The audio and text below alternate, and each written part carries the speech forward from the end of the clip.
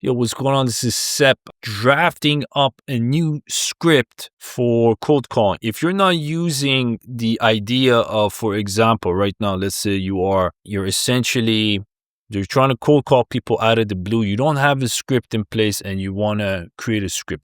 The best model is to go after who's the best in the market. Now, a big guy in the market who's been really active for the last, many years is Jeremy Miner. So he's essentially our golden ticket to drafting a good script. Now, the way I did it was this. I tell, our LLM here, first of all, the way you want to start it off is you ask it, why is this person so good? Can you break down exactly why this person is so good? Because that primes the LLM, right, the AI you're using, let's say ChatGPT, to kind of understand the mindset of why this person's so good. And then once it has a fresh idea of why he's so good, then you could tap into it and break it down. Okay, so I asked, why is Jeremy Miner so good at cold calling, right? Jeremy Miner is good calling because he flips the entire script most people are stuck in. He does so well. He removes the pressure from the conversation. Most cold calls scream, I need something from you. So when you're cold calling people, usually it goes like this. Hey, can I book you for a quick call tomorrow? I got this offer. It's really good. It's helping people. Can I get you on that cold call? So you have the I need something from you type of angle versus Jeremy Miner's approach where he uses psychology first and he doesn't pitch first. Okay, his approach is the NEPQ. Obviously, if you don't know what that is, it's the model he created using psychology and quite a lot of things. So he frames the objections before they appear. Instead of fighting the objections like I'm busy or just send info, which is one of the biggest ones, he neutralizes them early with pattern interrupts and permission-based language, right? The prospect, they don't need to put their guards up and defend themselves. He talks less than the prospects. He asks those questions and it goes like this. So essentially, what you want to do is do the same thing. Now, my cold call script, the one I just created, I'm testing out, I'm sharing it with you, goes like this. You come back to your LLM, if you were to write a script modeling off Jeremy Miner for an AI avatar social media scaling UGC offer, what would it sound like from the first line?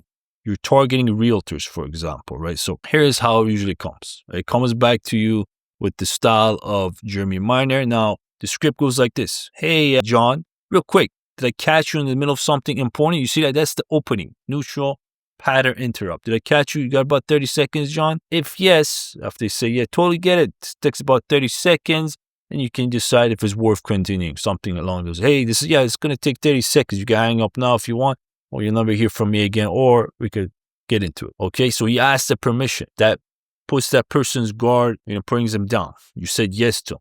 You allowed them 30 seconds, a minute, or whatever. Then he comes with the permission, positioning, low pressure.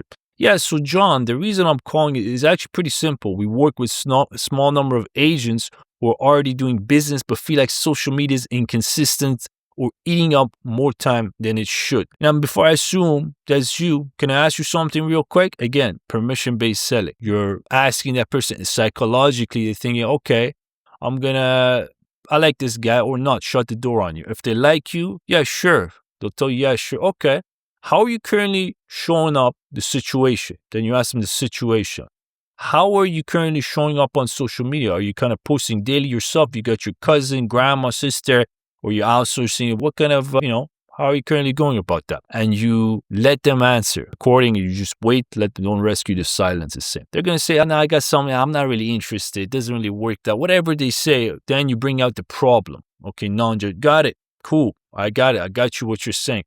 And, based on what you told me right now, what are your competitors in the market doing? Or what does it actually cost? You could say this, what it actually costs you. I would tap into the competitors. So what are the top agents in your market doing right now? Then they start thinking of, like, for example, Ryan Serhant, he's killing it in New York. Or whoever their competitors are. If you have more data on that, you can double down, right? So you bring out the problem. They're lagging behind. The competitors are probably doing some bigger things.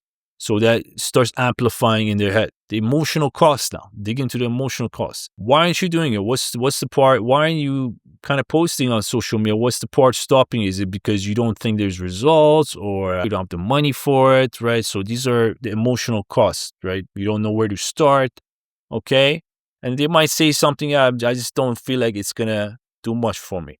Then you reframe it. Oh, okay, I got you. Is that because there's just not enough volume of content? Maybe because you don't have the time to record, you're not consistent enough, and you don't see results from it. So what if I told you, John, out of curiosity, if you could probably get the same results that all your competitors are doing without even actually recording the content? Would that actually be interesting too? Because the reason why I asked, then you go into the similar, you transition. The reason I asked is because we've actually been helping solve this, but using an AI version of them, same voice, same face, to create short form content, UGC, that runs daily without them being involved after the setup, right? So you don't have to do anything, John. And you go quiet. Let the cure. Okay, I just told this guy I don't have the time, and he's telling me I don't have to do anything, right? So what's my excuse now? I don't have any. Okay.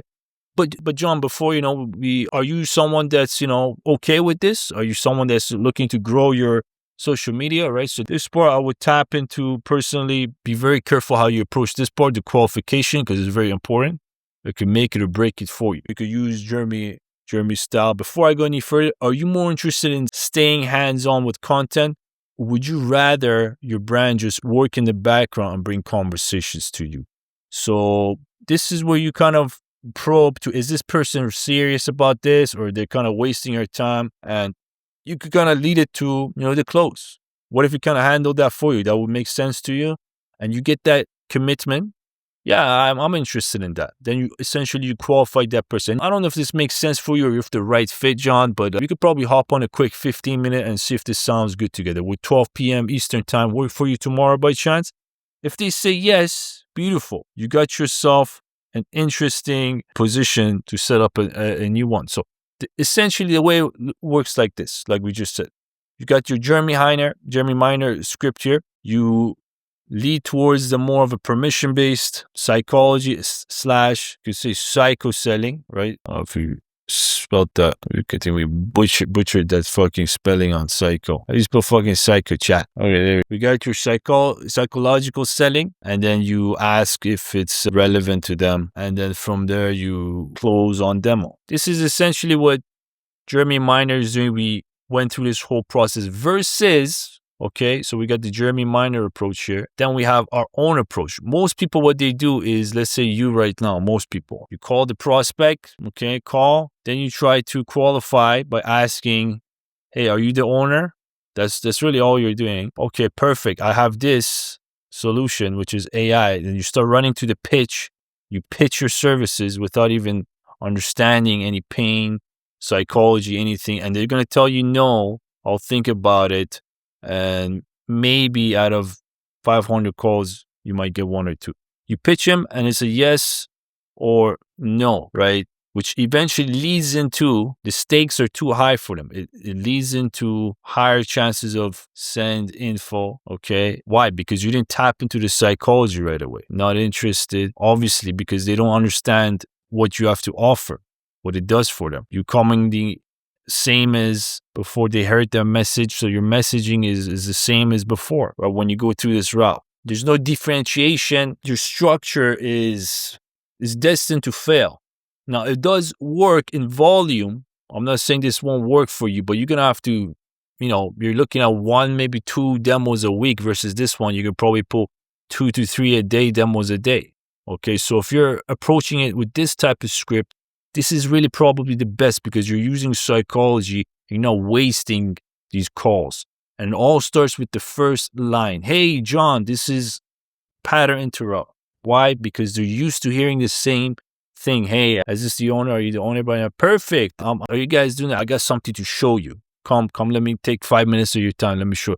Not interested. But hey, by the way, calm, neutral, pattern interrupt. Did I catch you in the middle of something? Cool. You got 30 seconds. If you are, no problem. If you do, no problem. We'll say goodbye. You have nothing to lose at this point. You're coming from a higher value position. So if you're looking to get clientele for your AI agency, your SaaS software, anything that you're trying to sell, maybe a service, and you picking up the phone, or you have systems in place that you have to do this thing, try this script.